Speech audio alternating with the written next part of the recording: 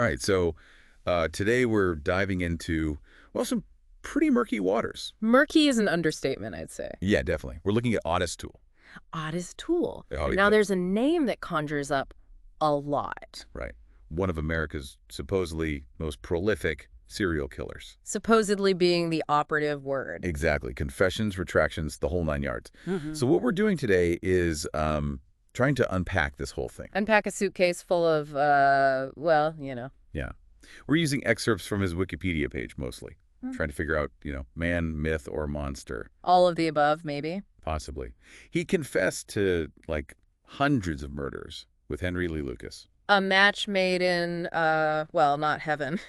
Definitely not. Were they really this murderous duo? What's the real story? That's the million-dollar question, or in this case, the several hundred lives question. And, of course, the Adam Walsh case. Can't talk about Toole without talking about that. A tragedy that still haunts so many. Absolutely. Yeah. It's a lot. So where do we even begin?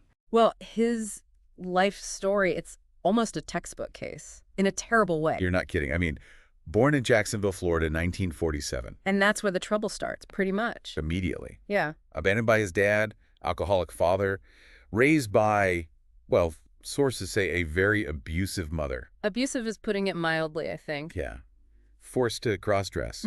Called Susan by his own mother. Imagine the psychological damage. It's hard to even fathom. And then there's the satanic rituals, allegedly introduced by his grandmother. Yeah, I saw that. How does a child even process that? You don't. It breaks you in some way. It has to. I mean, we Yeah. see it time and time again with serial killers, this childhood trauma. It becomes part of their identity almost, twisted, but part of who they are. And in Toole's case, that manifested in a fascination with fire. Armenia as a child. Yeah.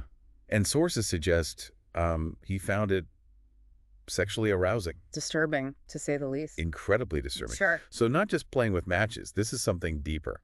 Much deeper. A harbinger of things to come.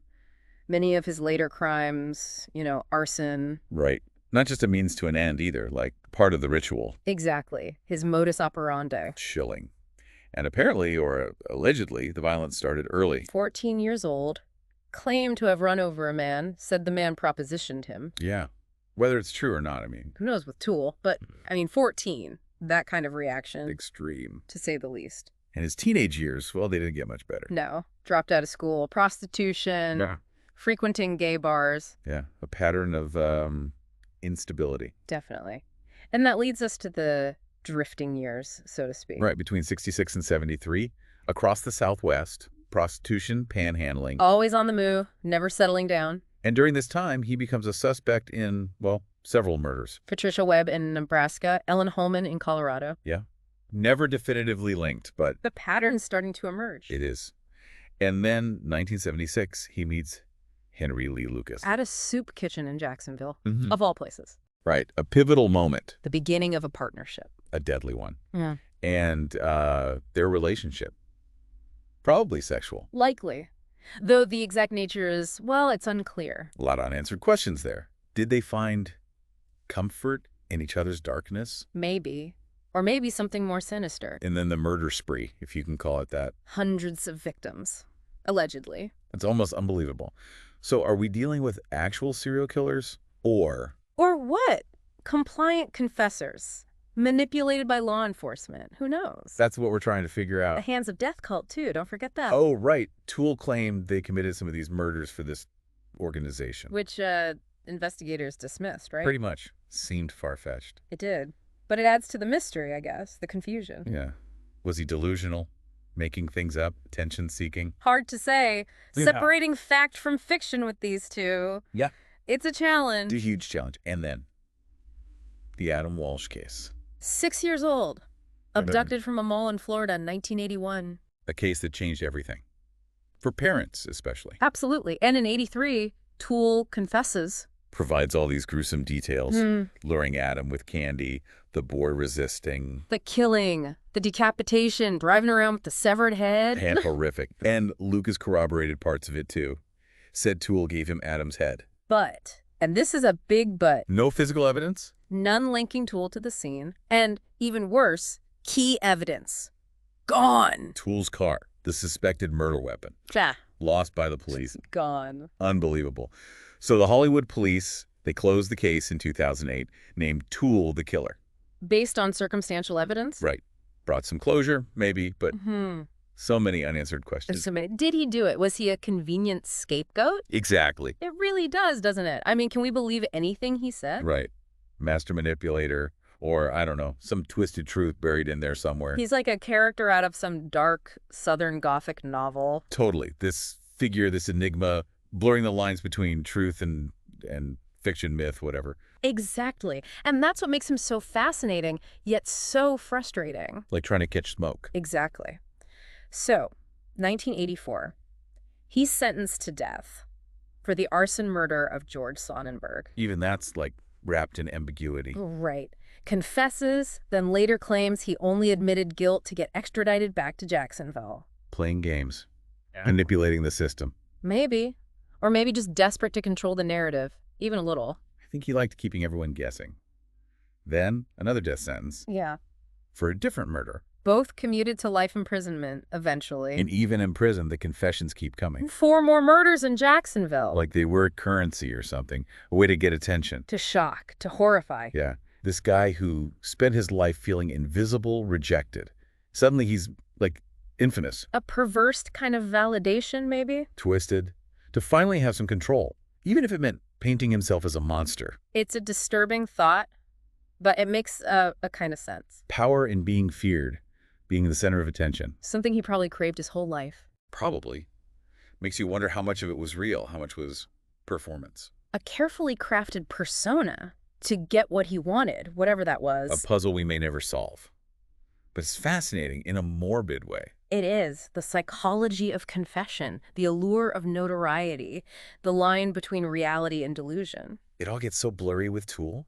He forces us to confront, like, the darkness inside, the potential we all have. For good and evil. Exactly. And it reminds us, too, that even with monstrous acts, there's still a human story. Complex, unsettling, Yeah. but human. And we have to remember the victims, the families. They deserve justice, recognition. Their stories shouldn't get lost in the Toole circus. Exactly. So 1996, he dies in prison. Cirrhosis, 49 years old. Body unclaimed, buried in a prison cemetery. Seems fitting, almost. A lonely end, just like his life, really, full of unanswered questions, speculation. But his story, as messed up as it is, it's a reminder. To be critical thinkers, especially with unreliable narrators like Toole and Lucas. Not just take things at face value. Dig deeper. Question everything. Multiple perspectives. So important. It's easy to get caught up in the sensationalism. But the real people affected, they matter. Their stories matter. And the search for truth, it should never end, even when it's hard. Especially when it's hard. We owe it to the victims and to ourselves to keep searching, trying to make sense of the senseless. To learn from it, to prevent it from happening again, hopefully. To understand human nature, the dark side. Oh, exactly. So what are we left with? After all this, Toole. It's a story that really messes with your head. Justice, guilt, truth. It makes you question everything. It does. It's unsettling, to say the least. It sticks with you, this feeling of unease. The human psyche, it can be a dark place. Can we ever really know what happened? What does closure even mean when the answers are so slippery? It's a journey into the darkness, isn't it? No easy answers. But it makes you confront some uncomfortable truths about ourselves, the world. It makes you wonder, are some people just born evil? Is there something different about them from the start? Nature versus nurture, age-old question. The debate continues. And Toole, he's a prime example of that debate. I mean, that childhood.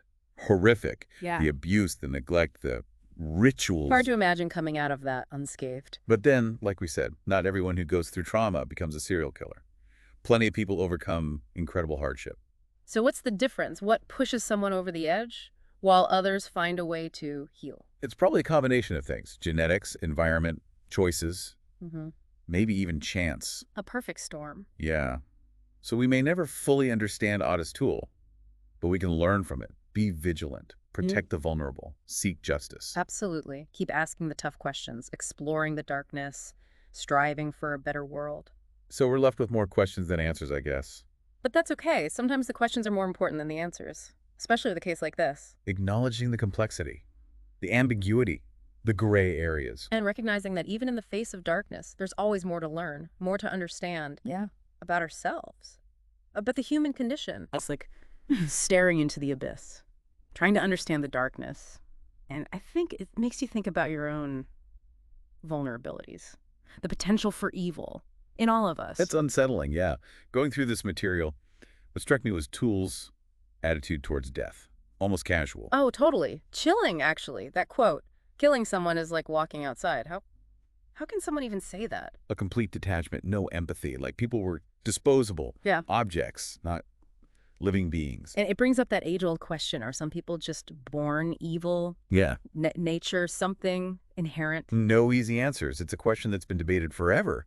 But Toole's case, it definitely adds to the debate. Because, I mean, look at his childhood. Horrific. Abuse, neglect, the rituals. Like a recipe for disaster. You'd think so, right? But again, not everyone who experiences trauma becomes a serial killer. Exactly. So many people overcome hardship, lead good lives. So the question is, what's the tipping point? What pushes someone like Toole over the edge? It's a mix of things, probably. Genetics, environment, choices. Yeah. Just bad luck, maybe. A perfect storm. Yeah. So we may never really understand what made him him, but we can learn from it, be more aware, protect people, seek justice. Exactly. Keep asking the hard questions. Learn from the darkness. Try to make things better. So a lot of unanswered questions. Yeah.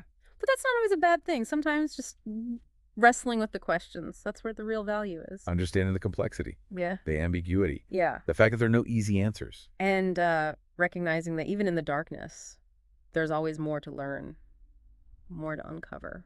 Yeah. About what it means to be human. Well, I think that's a good place to wrap things up. This deep dive into Ottis Toole, it's been a lot. Harrowing, disturbing, thought-provoking. It really makes you think about good and evil, Mm. truth and lies, justice. And the human capacity for both, the light and the dark. It reminds you that the world can be a scary place, Mm.